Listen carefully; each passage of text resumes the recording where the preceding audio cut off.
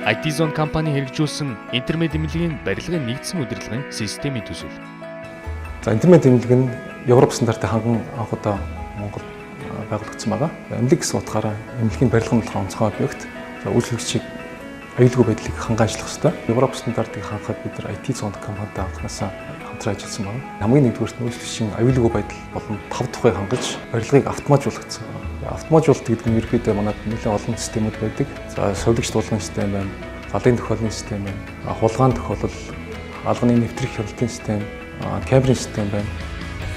Одоо Монгол улстай одоо бараг анхдагч хийж болохоор одоо яг нэгдсэн удирдлагын систем гэж одоо буйлдан менежмент систем гэж одоо олон улстай бас хэрэгэлдэг тийм ингэж нэрлэгдэх системийг одоо манайд суурилж өгсөн юм байна. Барилгад байгаа одоо халаалтын системийн хяналт, хэрэглээний хүүт ус, халуун ус системийн хяналт, за галын ус системийн хяналт, цахилгаан хангамжууд байж байна. Энэ бүгдийг инженерүүд одоо яг өрөөндөө байж одоо хяналтын системийг хяналт тавьж ажиллагааг удирдах тийм систем суурилж өгсөн юм байна.